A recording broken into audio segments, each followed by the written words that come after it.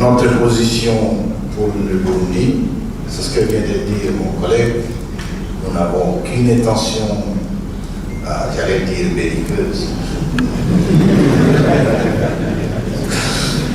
sinon c'est pas une main tendue, mais nous n'avons aucune intention territoriale ou belliqueuse avec le Burundi.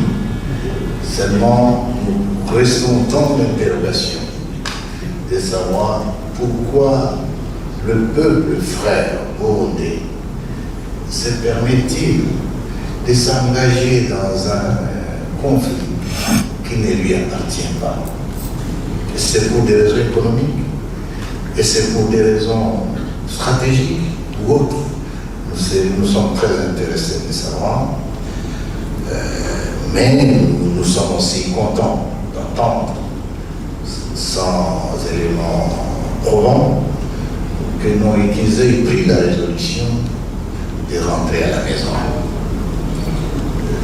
Nous restons ouverts à toute discussion. En ce qui concerne Doha, le monsieur Doha dans notre organisation, c'est Bertrand. Évidemment, les négociations se passent sous notre autorité, mais le suivi quotidien de cette question, il l'a dit avec des mots si clairs. Ce que je peux ajouter, c'est juste que nous allons à Doha, où nous avons toujours été à Doha, de très bonne foi. Et nous devons quand même le dire avec beaucoup de regret que malheureusement, depuis que nous avons commencé Doha, nous sommes au 8e ou 9e round.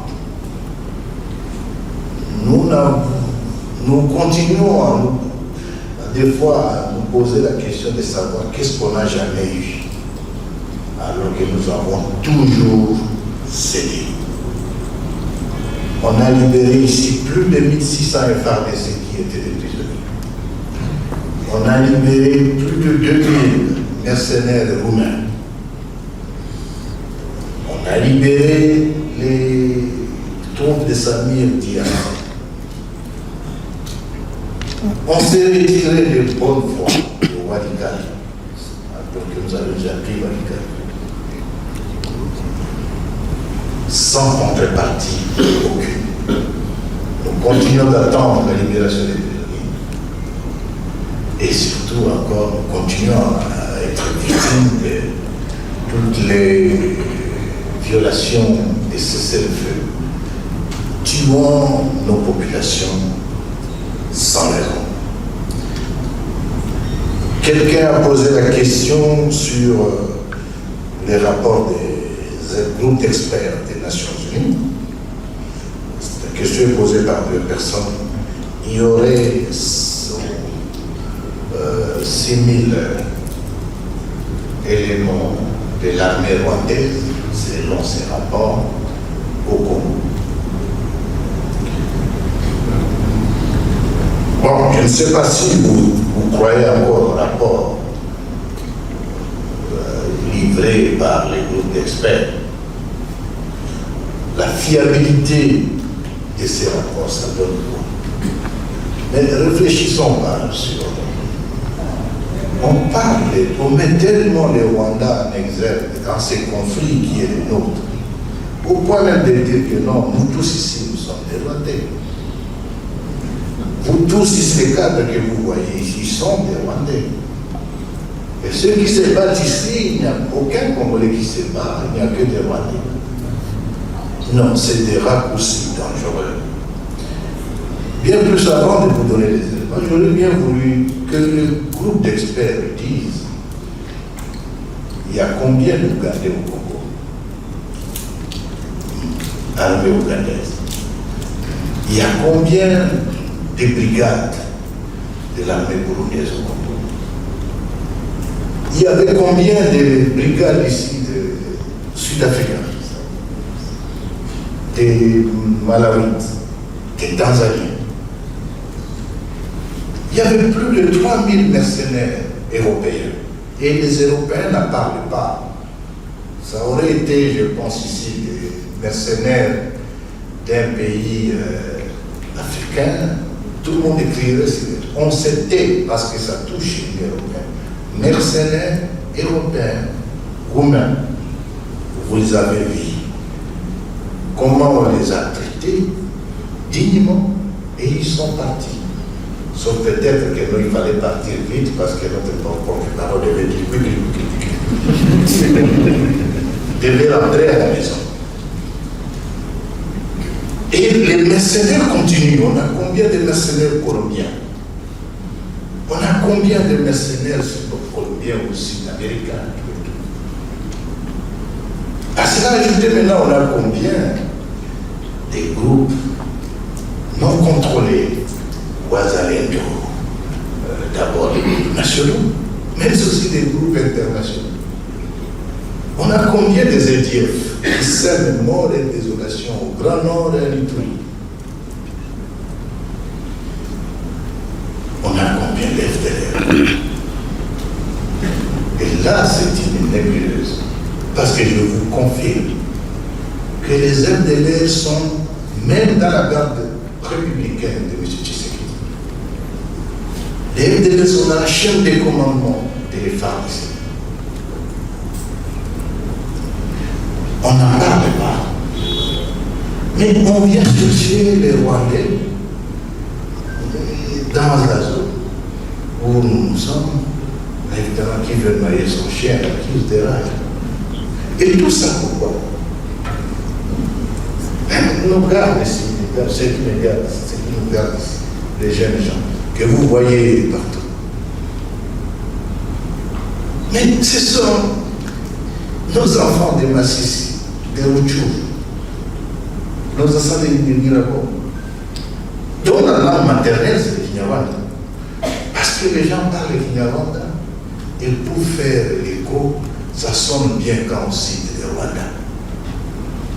Ça sonne bien quand on parle. Ils sont. On vient de le montrer. Encore que. Admettons encore par absurde. Qui est ils seront eux?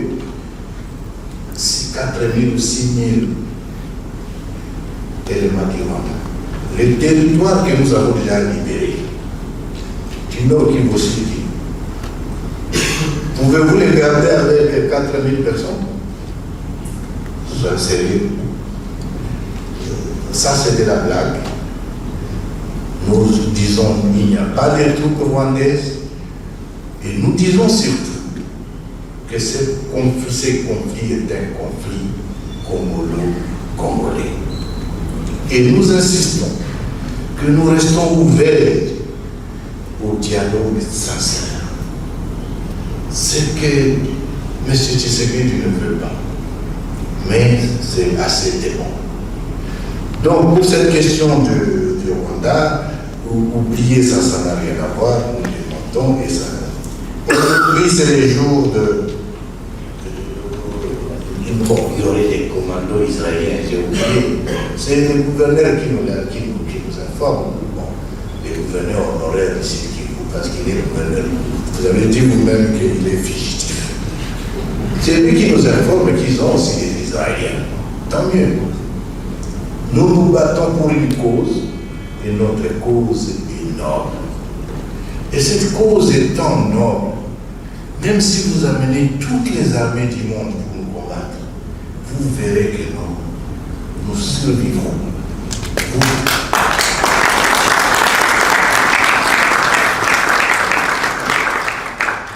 Vous tuerez les uns. Celui qui restera continuera le combat. Tant que la cause, c'est ce dont on parle en disant la cause profonde de la crise. C'est ce que M. Tshisekedi ne veut pas attendre, parce qu'il a peur qu'on se regarde dans les yeux et qu'on se dise des vérités. Que M. Thier est illégitime, que M. Thier est voleur, Thier est un escroc, que M. Thier détourne l'argent, que M. Thier est capable. Parlons-en. En toute honnêteté, et disons maintenant qu'est-ce qu'on fait pour les pays, parce que le pays ne peut pas continuer comme ça. Journée de lutte contre la corruption, c'est dans cette logique. Nous avons quitté le confort pour rentrer dans l'inconfort. On n'a pas quitté le confort qu'on avait pour venir ici. Mon collègue ici, c'est un professeur des universités américaines. Qu'il accepte de quitter tout ça et venir pour la cause. Je ne pense pas que c'est pour venir juste dire que M. Tshisekedi part et que nous continuons à faire ce qu'ils font. Non. Nous amenons des changements. Et le changement que nous amenons, il sera d'autant plus profond qu'il ne sera pas un changement, ça sera une révolution.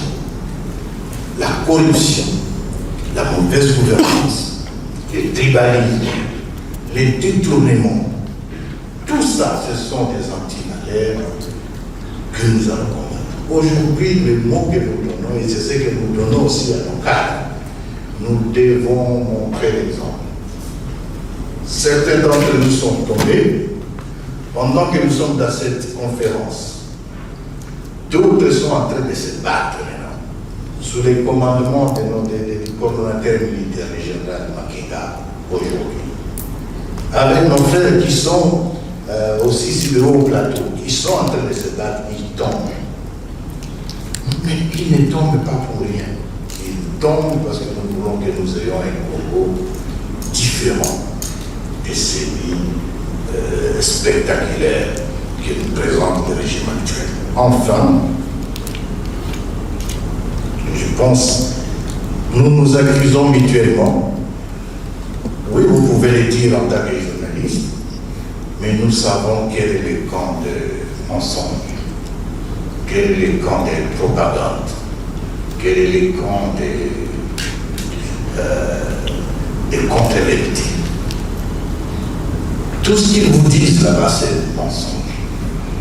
Le régime Tshisekedi a fait du mensonge et de la propagande un instrument de gouvernance. L'année passée, vous avez suivi son discours hier. L'année passée, à la même date, il avait dit qu'il allait construire 38 000 km de route.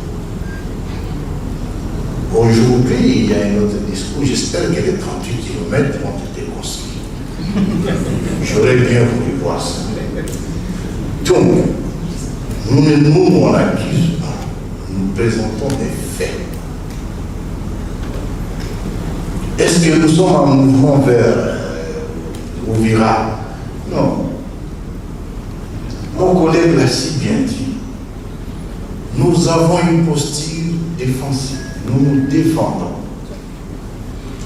Et tant que la menace sera identifiée, la meilleure défense pour nous, et c'est notre stratégie, c'est d'aller éliminer la menace d'où elle sort. On nous a tiré du Burundi. On nous a bombardé de partout.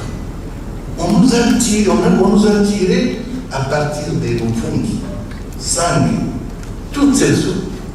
Devions-nous croiser les bras lorsque nous voyons les gens oubliés? Non. Autre élément, la zone est devenue positive. Ouvira est invivable, avec des groupes interrompus. Les FARDC qui se battent contre les Ouazalais, les troupes burundaises qui obéissent à leur commandement.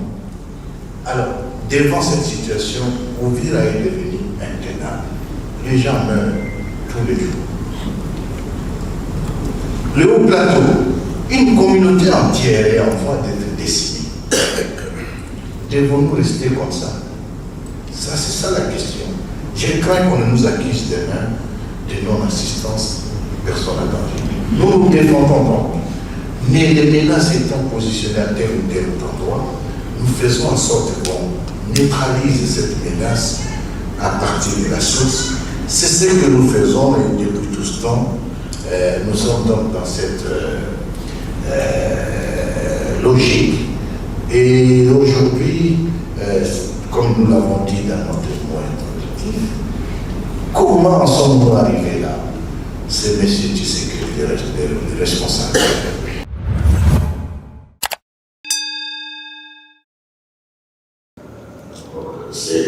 Cet élément donne plus ou moins une idée des atrocités, des actes criminels orientés, structurés, organisés contre nos populations et qui en même temps nous donnent, met dans une position non seulement nous défendre, mais aussi de protéger la population civile. Depuis plusieurs mois, la RDC vit dans une instabilité chronique qui touche l'ensemble des entités, du nord au sud et de l'est à l'ouest. Le peuple congolais se retrouve abandonné à son triste sort, au point où tout observateur averti se demande s'il existe un gouvernement responsable. Sans être exhaustif, les éléments ci-après clarifient notre préoccupation. Dans la province du Kwango, les milices Mobondo sèment la mort et la désolation à Kwanout devant un gouvernement quasi inexistant. En Ituri, les milices Codeco écument et massacrent les populations civiles au vu et au su du monde entier, sans aucune assistance gouvernementale. Dans la ville-province de Kinshasa, les gangs urbains, communément appelés Kuluna, se comportent en véritable maître de la ville et ils sont associés à la milice du pouvoir, les forces du progrès. Ils tuent les paisibles citoyens en plein jour sans aucune réaction du gouvernement central. Au Katanga, les milices tribalo-politiques déguisées en trésors anti-tyrannos imposent la loi du plus fort devant une population katangaise abandonnée à son triste sort. À Maluku, dans la province de Kinshasa, les ethnies Teke et Yaka s'affrontent quotidiennement au nom du principe d'autochtone et allogène devant un gouvernement totalement désabusé. Les cas sont légion, mais les quelques exemples ci-haut mentionnés permettent à tout observateur sérieux et averti de se convaincre de l'inexistence d'une autorité responsable en République démocratique du Congo. Cette irresponsabilité se confirme à travers une attitude insoutenable qui consiste à traiter une partie de la population congolaise comme des citoyens de seconde zone, au point de leur priver de toute forme de droit fondamental et d'existence. Dans son élan irresponsable, le même gouvernement se comporte, toute honte bulle, comme un voleur qui crie au voleur. Quelle honte! Mesdames et messieurs de la presse, chers compatriotes, voici depuis plusieurs mois que l'AFCM 23 a sollicité la signature et l'application intégrale d'un cessez-le-feu sous l'égide de la communauté internationale. Loin de constituer un signe de faiblesse, cela est l'expression d'un souci historique de préserver nos citoyens, nos populations civiles des souffrances inutiles. Soufflant le chaud et le froid, comme à son habitude, le régime irresponsable et illégitime de Kinshasa n'a jamais pris au sérieux ses engagements. Malgré la signature d'un cessez-le-feu pour mettre fin aux hostilités et garantir une vie paisible à notre peuple, le régime a violé à maintes reprises ses propres engagements, sémant un trouble sur ses véritables intentions.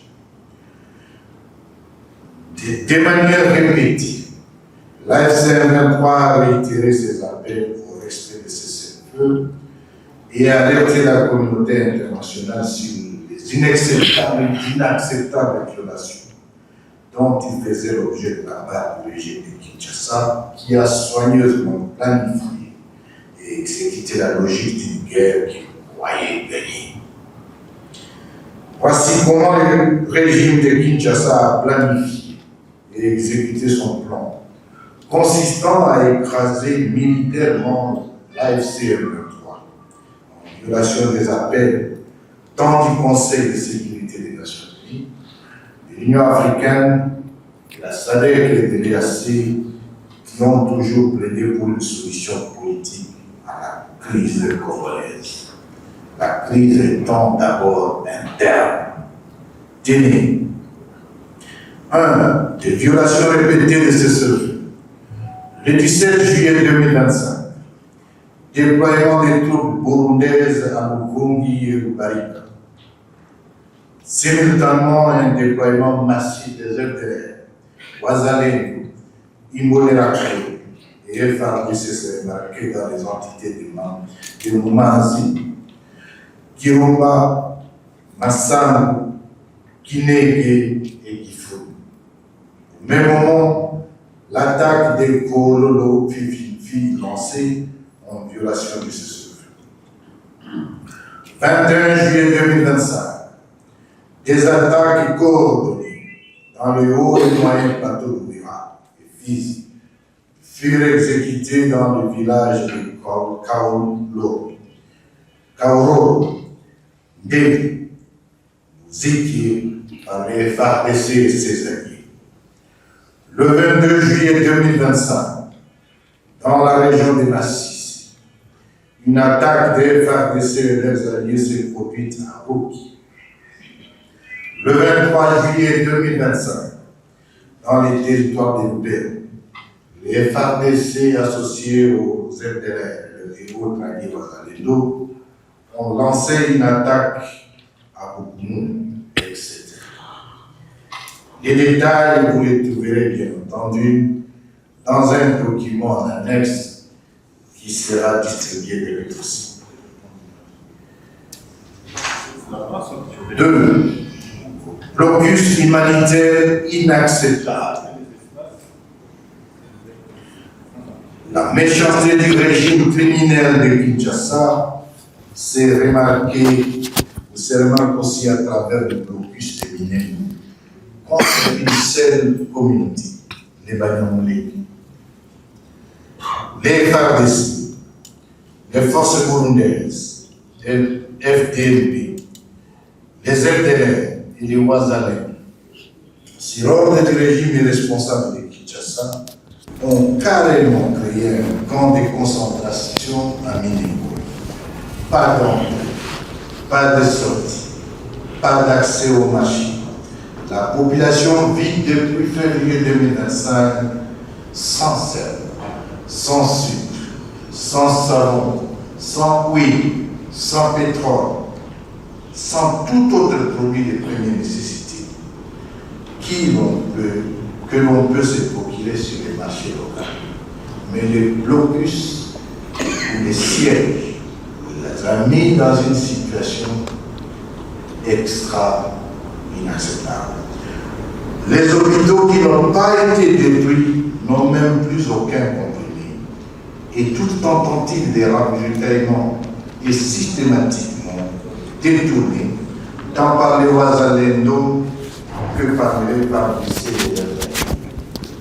les Bien au contraire, le régime de Kinshasa envoie des avions d'attaque, Sukhoi, des drones, des hélicoptères de combat pour bombarder les villages, la piste d'aviation et d'autres infrastructures, causant ainsi des victimes parmi la population civile. Depuis février 2025, Minengoya a été bombardé plus de 10 fois. La première fois, c'était le 19 février 2025, par un bombardement qui a coûté l'assassinat du général Okinda Makanika Michel. Ensuite, le 30 juin 2025, où ils ont bombardé et brûlé un avion humanitaire qui avait pris le risque d'amener les médicaments aux populations générales. Les derniers actes criminels dans le cadre de ces blocus s'est passé le 6 décembre dernier, lorsque les femmes qui avaient décidé de braver les blocus revenaient du marché des mi-temps vers Minembwe ont été attaqués. Le bilan fut de 4 personnes tuées et plus de 40 personnes prises en otage et leurs produits confisqués. Quand elles ont été libérées sans leur colis, elles ont été renvoyées vers une destination inconnue. Jusqu'à ce jour, elles ont été séparées de leur famille et personne n'a aucune de leurs nouvelles. Nous en exigeons la libération immédiate et sans condition, à défaut des régimes, la remise de leur corps et à leur famille pour un enterrement digne et conforme à nos valeurs. Comment en sommes-nous arrivés là aujourd'hui? Depuis plusieurs jours, une guerre ouverte, brutale et généralisée s'abat sur toutes les lignes de front. Une pluie de bombes frappe indistinctement nos populations dans les Massissi, Rutshuru, Twangisa, Tubimbi, Kamanyola, Buvungi, Sang et dans toute la région rurale. Ces attaques constituent une violation flagrante de tous les engagements signés et témoignent d'une volonté manifeste de détruire la paix que notre organisation a patiemment construite avec ses partenaires internationaux. Les offensives observées sont coordonnées, méthodiques et proviennent de la commune de Rungo, province de Chibotoki en République du Burundi. Les preuves documentées, dont certaines images que vous avez vues dans l'extrémité immédiat présenté ce jour, démontrent clairement l'origine de la menace. En déployant les troupes sur le sol congolais en appui à la coalition criminelle du régime de Kinshasa, le gouvernement burundais a pris la lourde responsabilité d'un engagement direct dans une guerre injustifiable contre notre peuple. Pourquoi nos frères burundais s'invitent-ils à un conflit qui ne leur appartient pas? Telle est la question. Entre juillet et novembre 2025, 31 violations majeures de ce cessez-le-feu ont été enregistrées en contradiction totale avec le communiqué conjoint du 24 avril 2025, la déclaration du principe du 19 juillet, le mécanisme de surveillance et de vérification de cessez-le-feu du 14 octobre et l'accord cadre de Doha du 15 novembre 2025. Ces violations ne révèlent pas de simples incidents. Elles traduisent un choix politique, stratégique délibéré de remettre le pays sur les chemins de la guerre. Il est impératif de rappeler à la communauté internationale que le régime Tshisekedi n'a jamais observé le cessez-le-feu sur le terrain. Bien au contraire. Il a manipulé les offensives armées. Il a multiplié les offensives armées. Il entretient des tensions ethniques délibérées. Et il adopte une rhétorique et des méthodes rappelant tristement celles des FDLR au Rwanda et des Imbonerakure au Burundi. Ces actes portent les germes d'un projet de déstabilisation profonde de toute la sous-région et d'un risque grave pour la survie de certaines communautés.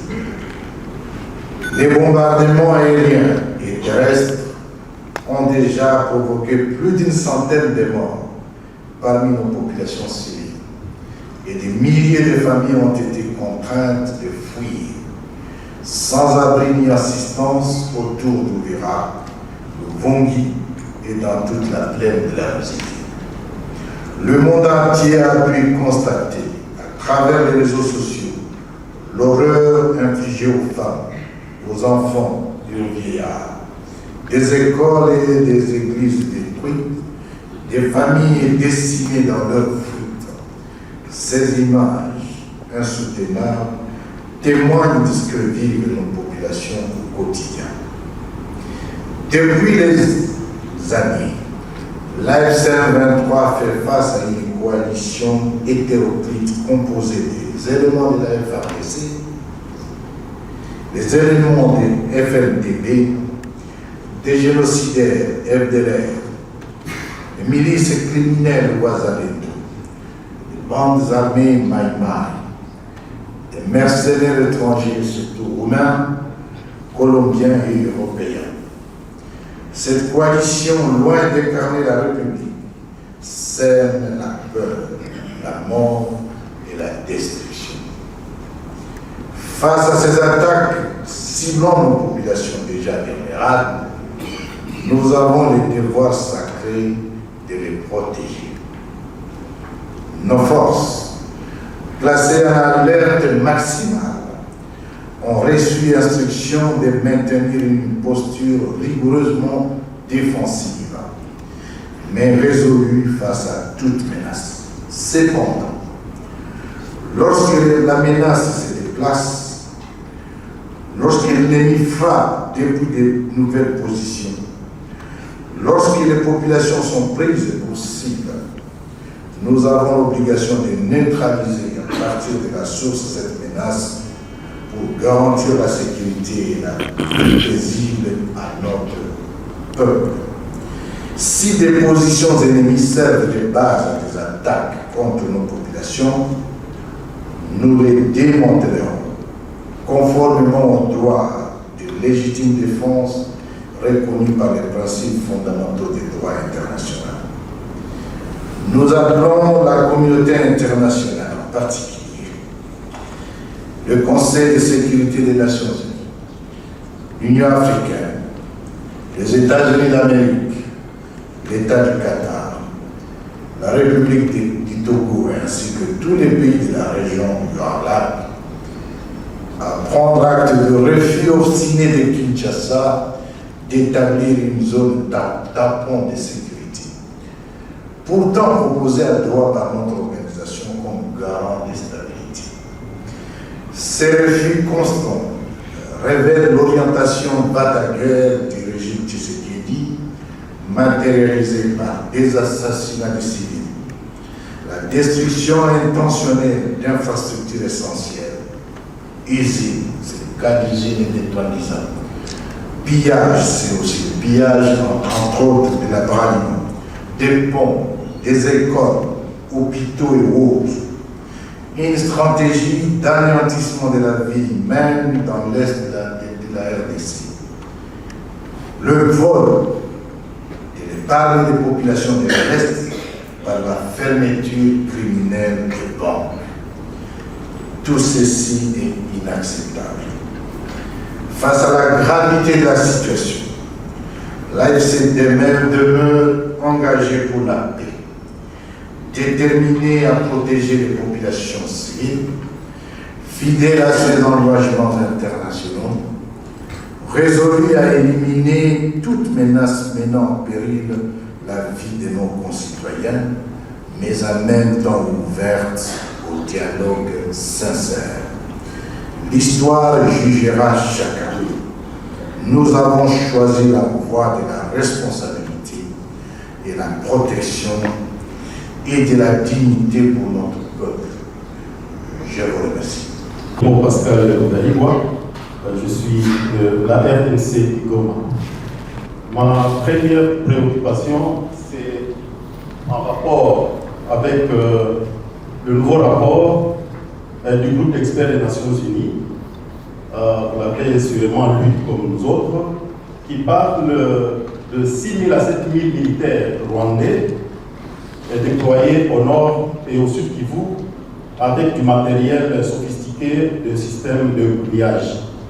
Cette accusation est-elle un montage de la communauté internationale parce que nous savons que l'AFC M23 a ses propres troupes disciplinées et suffisantes pour mener la guerre jusqu'à la libération totale de la RDC. Et le gouverneur en fuite du Sud Kivu parle d'un renfort de grande envergure pour stopper la poussière rebelle. Il s'agirait des commandos israéliens. Est-ce que cela signifie qu'il s'agit d'un tournant décisif de la guerre au mépris de pourparlers de Doha. Et enfin, occasion faisant de la ronde, aujourd'hui c'est la journée mondiale de la lutte contre la corruption. La lutte contre la corruption est le cheval de bataille de l'AFC M23. Quel est le message que l'AFC M23 transmet à la population à l'occasion de la commémoration de cette journée? Je vous remercie. Beaucoup. Je suis M. Justin Kabomba pour Associated Press et TV5. J'ai des petites questions. La première, alors que l'AFC M23 et les gouvernements congolais continuent à s'accuser mutuellement de violer les cessez-le-feu, les combats se sont intensifiés dans les Sud Kivu et plusieurs sources indépendantes évoquent une progression des combattants de l'AFC vers Luvungi, Sange, Kiliba et d'autres localités. Est-ce que confirmez-vous cette information, démentez-vous ces informations et quelles sont vos intentions militaires concernant la ville d'Ouvira? La deuxième question, permettez-moi que je revienne sur celle qui a été posée par les collègues de la RTNC. Les derniers rapports des Nations Unies affirment que des éléments de l'armée rwandaise continueraient à appuyer la FC23 sur les terrains. Comment réagissez-vous à ces accusations et quelle est votre position officielle à ce sujet? Merci. Question. Vous voyez que cette conférence s'anime à un moment déterminant où la situation sur le terrain s'est beaucoup dégradée et c'est la raison pour laquelle j'ai conduit cette conférence avec à mes côtés mes collègues, celui politique et celui économique, même si entre les deux il n'y a pas de différence. Alors nous allons donc prendre ces questions à chaque série. Je vais passer la parole à mes collègues pour prendre chacun une partie et pour tirer par la suite. Je commence par à droite. Camarade de la Tente. Monsieur le coordonnateur, et notre frère Ngora veut savoir si le Burundi va subir les mêmes mesures que nous prenons pour protéger nos populations et contre les attaques, notamment de l'armée gouvernementale ainsi que tous ses amis. Et ce qu'il faut savoir, c'est que les FARDC nous attaquent au même moment que l'armée burundaise et au même moment que les FDLR, au même moment que les Ouazalendo, au même moment aussi que les mercenaires. Ça signifie qu'ils font une coalition qui ordonne, qui harmonise ces attaques. Et ces attaques, quand elles viennent de la coalition. Et nous répondons à ces attaques-là. Évidemment, ces derniers temps, il s'est fait que dans la zone de Kamanyola, nous avons subi cette fois-ci des attaques qui venaient directement du Burundi. Et les collines où étaient installées les armes ou les canons de l'armée burundaise ont été bien identifiés et nous les avons cités. Mais nous avons sorti un communiqué où nous avons appelé le Burundi à se tenir à l'écart des attaques de l'armée gouvernementale. Nous avons dit et nous avons précisé que nous n'avons pas de prétention territoriale sur le Burundi. Et nous n'avons pas d'intention d'attaquer notre voisin, parce que nous avons toujours vécu en paix avec le peuple burundais. Nous avons demandé aux troupes burundaises de se retirer même du sol. Et vous savez que les troupes burundaises avaient pris même en otage nos populations dans les hauts plateaux, notamment les Minembwe, où les troupes burundaises ont organisé un blocus autour d'un seul peuple, les Banyamulenge. Or, vous savez que les hauts plateaux sont habités par toutes les communautés, notamment les Banyamulenge, les Bashi, les Bafulero, ainsi de suite. Mais ils ont organisé un blocus autour des populations Banyamulenge parce que tout simplement, ils avaient des intentions criminelles. Et vous savez que même lorsque les drones attaquaient, il y a certains drones qui venaient de l'aéroport de Burundi et qui attaquaient directement, qui bombardaient directement certains sites dans Mulenge. Mais nous n'avons pas voulu prendre le Burundi de manière exceptionnelle ou la troupe burundaise de manière exceptionnelle comme cible. Parce que nous savons les conséquences de cela. Nous savons que Kinshasa voulait nous amener dans une guerre régionale. Et nous avons accepté, nous avons refusé plutôt de jouer ce jeu. Voilà pourquoi nous avons invité les Burundis à se tenir à l'écart. Et même les troupes burundaises, les éléments burundais, que nous avons arrêtés sur les champs de bataille. En tout cas, nous les avons mis à l'écart, de telle sorte que nous puissions leur donner des conseils en disant, écoutez, nous n'avons aucun problème avec vous, rentrez chez vous. Parce que la crise congolaise aujourd'hui, elle est congolaise, elle est interne, elle n'a rien à voir avec les pays voisins. Même si Kinshasa fait toujours amener les pays voisins dans les conflits actuels, mais nous refusons de jouer ce jeu. Ça signifie quoi? Ça signifie que nous n'avons aucun programme pour attaquer le Burundi, quelle que soit la raison. Nous préférons exposer les attaques contre nos populations qui viennent de Burundi, les exposer au niveau de la communauté internationale, pour que la communauté internationale puisse tirer des conclusions. Parce qu'une fois que nous retournons, nous répondons, immédiatement nous entrons dans les jeux de Kinshasa et nous créons une crise internationale. Voilà pourquoi nous refusons d'entrer ou d'appliquer au Burundi les mêmes mesures que nous appliquons à d'autres forces qui nous attaquent, qui sont elles des forces congolaises, même si par ailleurs il y a d'autres forces qui ne sont pas congolaises, dont les aides de l'air, dont les mercenaires. Merci. Promesse du gouverneur du Sud du Kivu, M. Koussi. Je pense que ce n'est pas la première fois qu'une telle promesse est faite.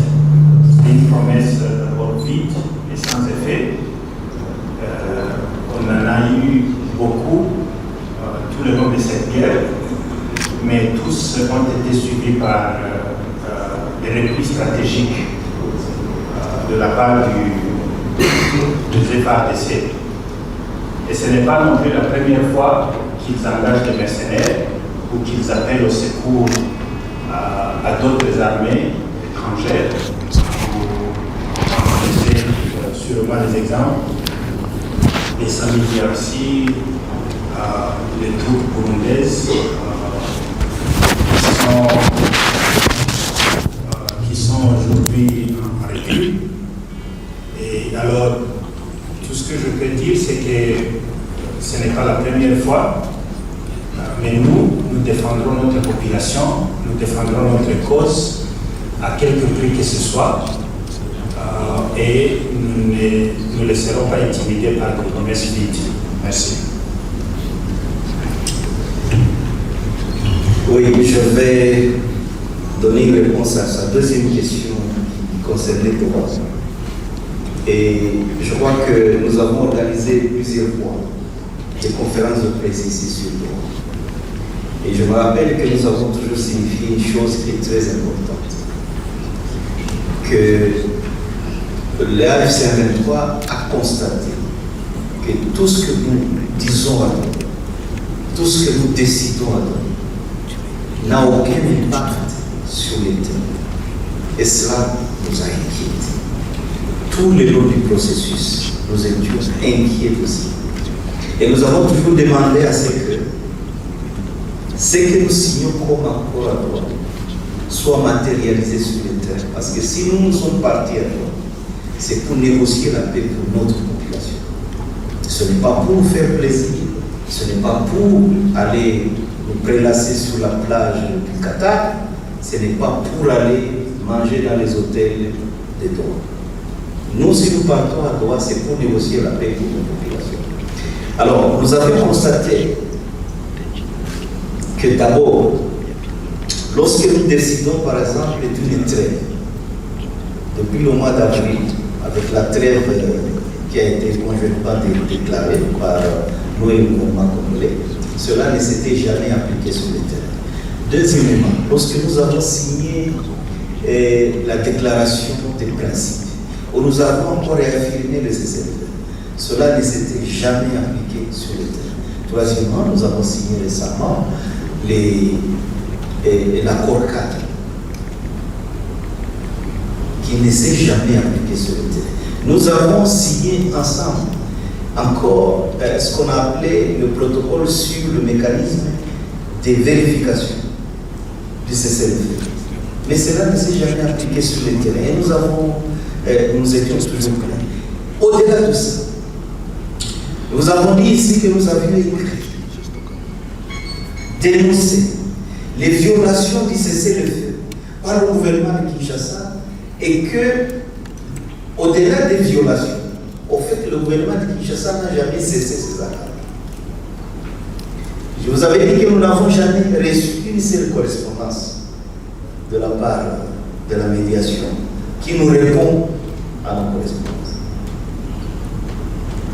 Nous vous avons dit que lorsque nous avons négocié le cessez-le-feu, et le coordonnateur l'a dit ici, nous avions insisté sur la création d'une zone tampon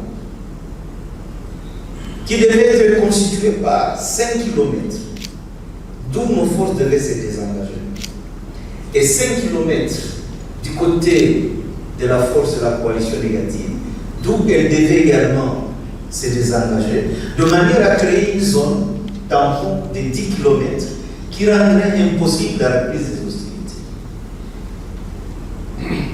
Nous avons dit aussi, nous avons proposé sur la table de négociation que nous puissions amener une force neutre dans la zone tampon, de manière à faire même que la partie qui aura des intentions de violation du cessez-le-feu puisse d'abord combattre la force neutre avant d'aller.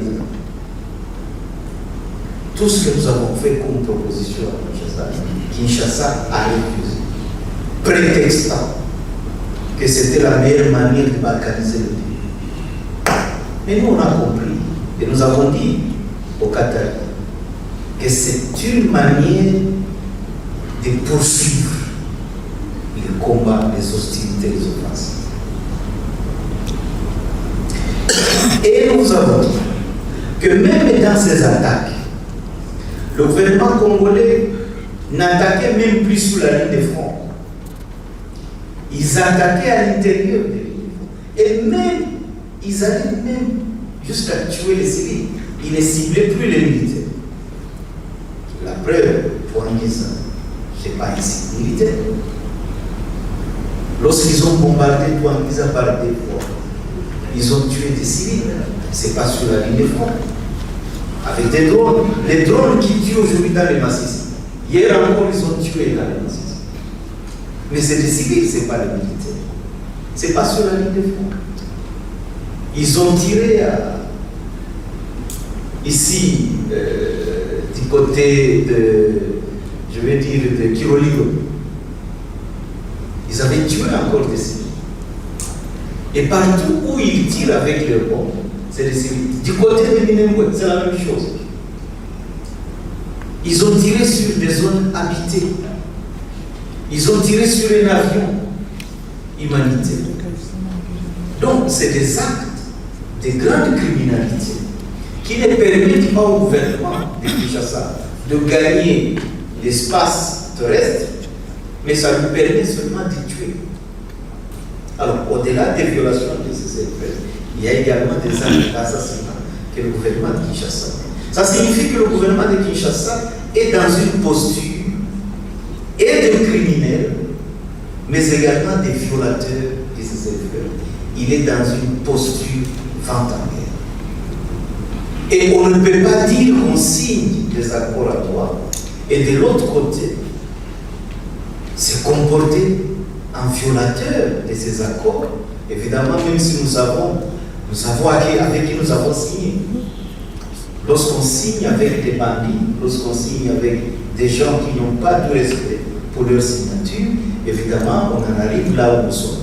Mais nous avons l'obligation, et chaque fois nous le disons, d'amener Kinshasa à respecter ses engagements.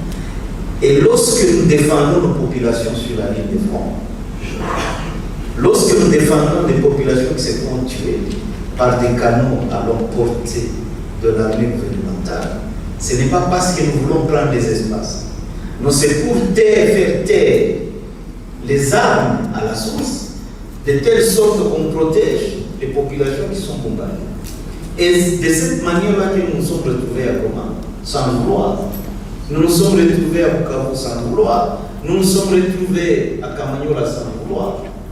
Et si aujourd'hui nous nous retrouvons au-delà, c'est toujours à cause de cela. Et nous avons toujours prévenu. Si vous nous attaquez, nous prendrons le dessus et nous irons là où, à partir d'où vous nous attaquez. La seule chose à faire pour faire en sorte que nous n'avancions pas, c'est de ne pas nous attaquer. C'est ça normal. Vous ne nous attaquez pas, vous ne bombardez pas, nous n'allons pas contre-attaquer. Et là, nous resterons là-bas. Mais même si nous contre-attaquons, nous disons qu'il n'y a pas une autre solution pour la crise actuelle que la table des négociations. Et nous voulons amener Kinshasa sur la table. Maintenant, qu'est-ce qui se passe à Doha? Je vous informe déjà que nous nous préparons à aller à Doha. Notre délégation va partir d'ici là à Doha, parce que nous sommes invités à Doha, parce qu'il faut qu'on discute de ces derniers développements. Il faut qu'on amène Kinshasa, qu'on mette Kinshasa devant ses responsabilités pour qu'il respecte les engagements qu'il prend à Doha, pour que nous soyons rassurés également que nous sommes en train de construire finalement la paix. Et nous allons demander aussi des sanctions contre Kinshasa et qu'il faut que Kinshasa puisse répondre des crimes qu'ils ont commis. Vous savez qu'à certains endroits comme Taoulé par exemple, ils se sont battus entre eux. Les FARDC avec les Ouazalais. Je ne sais pas pourquoi la presse ne le dit pas. Mais c'est une vérité. Ils se sont battus entre eux et dans leurs hostilités, ils ont tué la population. À 100 éléments. Et ces mots qu'ils ont provoqués, eh bien, ils doivent en répondre. Et évidemment, à un certain moment également, l'armée burundaise a joué à ces jeux-là. Vous avez vu des vidéos qui ont circulé avec un groupe de citoyens burundais qui se sont fait intercepter par l'armée burundaise et parmi lesquels il y a eu des bombes. Des femmes ont été violées. Une armée étrangère qui vient sur un territoire étranger et il se comporte de la sorte contre les citoyens de la République. Ce n'est pas ça défendre la souveraineté de ce pays que Kinshasa, chaque fois clame sur la toiture en se présentant comme les champions de la défense de la souveraineté du pays. Merci. Notre position pour le Burundi, c'est ce que vient de dire mon collègue, nous n'avons aucune intention, j'allais dire belliqueuse. Sinon, c'est pas une main tendue, mais nous n'avons aucune intention territoriale ou belliqueuse avec le Burundi. Seulement, nous restons dans l'interrogation de savoir pourquoi le peuple frère burundais se permet-il de s'engager dans un conflit qui ne lui appartient pas. C'est pour des raisons économiques. Et c'est pour des raisons stratégiques ou autres. Nous sommes très intéressés de savoir. Mais nous sommes aussi contents d'entendre, sans éléments probants, que qu'ils aient pris la résolution de rentrer à la maison. Nous restons ouverts à toute discussion. En ce qui concerne Doha, le monsieur Doha dans notre organisation, c'est Bertrand. Évidemment, les négociations se passent sous notre autorité, mais le suivi quotidien de cette question, il l'a dit avec des mots aussi clairs. Ce que je peux ajouter, c'est juste que nous allons à Doha, où nous avons toujours été à Doha, de très bonne foi. Et nous devons quand même le dire, avec beaucoup de regrets, que malheureusement, depuis que nous avons commencé Doha, nous sommes au 8e ou 9e round. Nous continuons des fois à nous poser la question de savoir qu'est-ce qu'on n'a jamais eu, alors que nous avons toujours cédé.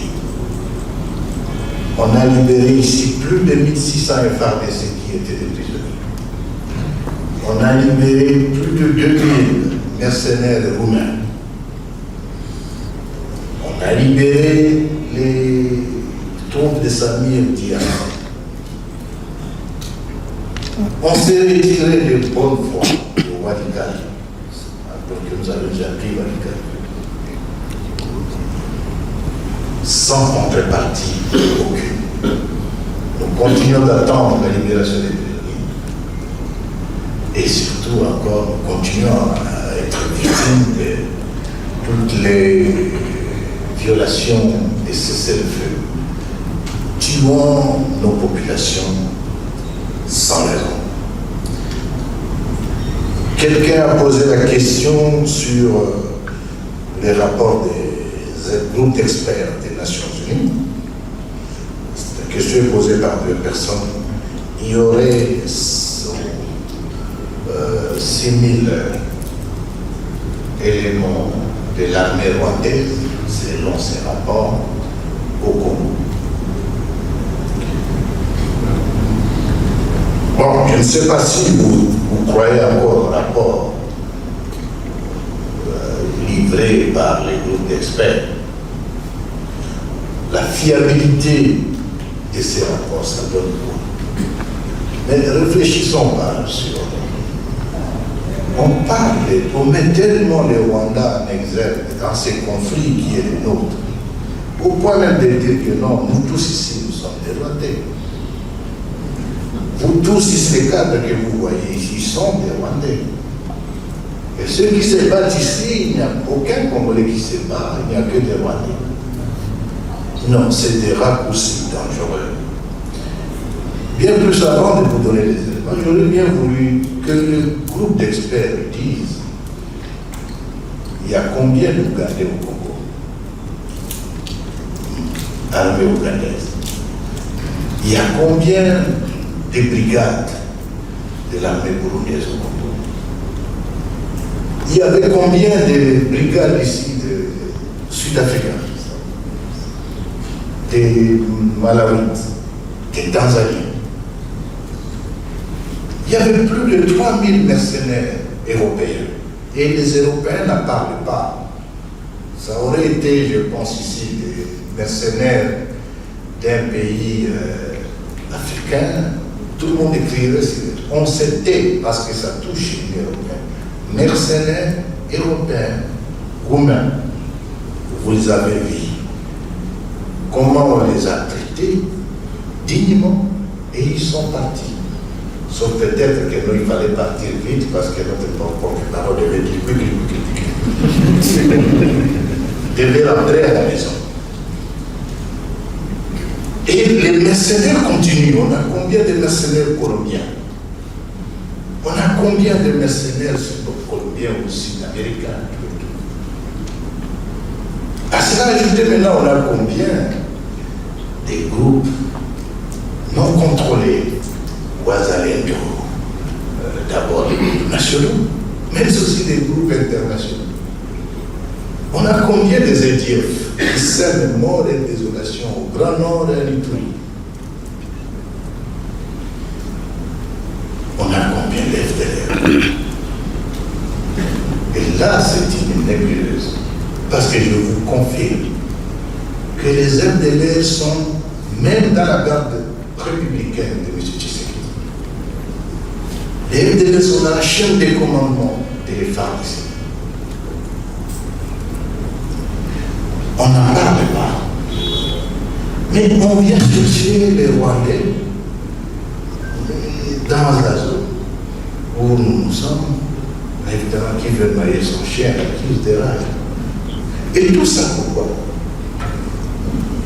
Même nos gardes ici, ceux qui me gardent, ceux qui nous gardent ici, les jeunes gens, que vous voyez partout. Mais ce sont nos enfants de Massissi, de Rutshuru, nos enfants de Ngirabo, dont la langue maternelle c'est le Kinyarwanda. Parce que les gens parlent le Kinyarwanda, et pour faire l'écho, ça sonne bien quand on cite le Rwanda. Ça sonne bien quand on parle de ça. Ils sont. On vient de le montrer. Encore que. Admettons encore par absurde. Qui est selon eux 4 000 ou 6 000 éléments du Rwanda. Les territoires que nous avons déjà libérés, du Nord Kivu au Sud Kivu, pouvez-vous les garder avec 4 000 personnes? Soyez sérieux. Ça, c'est de la blague. Nous disons qu'il n'y a pas de troupes rwandaises et nous disons surtout que ce conflit est un conflit congolais. Et nous insistons que nous restons ouverts au dialogue sincère. C'est que M. Tshisekedi ne veut pas. Mais c'est assez démon. Donc, pour cette question du Rwanda, oubliez ça, ça n'a rien à voir, nous demandons et ça. Aujourd'hui, c'est les jours de. Bon, il y aurait des commandos israéliens, j'ai oublié. C'est les gouverneurs qui nous informent. Bon, les gouverneurs honoraires ici, parce qu'il est gouverneur. Vous avez dit vous-même qu'il est fugitif. C'est lui qui nous informe qu'ils ont aussi des Israéliens. Tant mieux. Nous nous battons pour une cause, et notre cause est noble. Et cette cause étant noble, même si vous amenez toutes les armées du monde pour nous combattre, vous verrez que nous survivrons.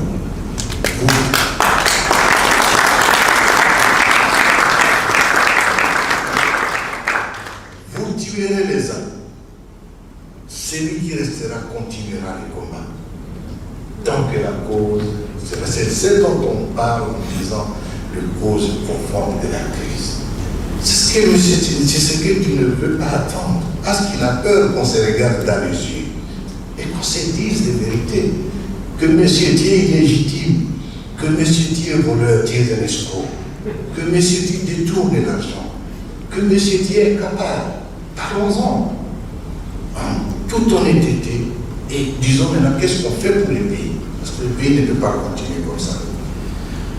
Journée de lutte contre la corruption, c'est dans cette logique. Nous avons quitté le confort pour rentrer dans l'inconfort. On n'a pas quitté le confort qu'on avait pour venir ici. Mon collègue ici, c'est un professeur des universités américaines. Qu'il accepte de quitter tout ça et venir pour la cause. Je ne pense pas que c'est pour venir juste dire que M. Tshisekedi part et que nous continuons à faire ce qu'il faut. Non. Nous amenons des changements. Et le changement que nous amenons, il sera d'autant plus profond qu'il ne sera pas un changement, ça sera une révolution.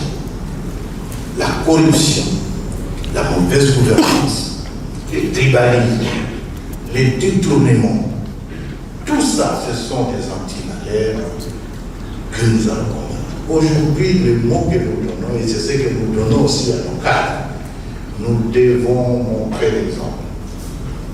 Certains d'entre nous sont tombés pendant que nous sommes dans cette conférence.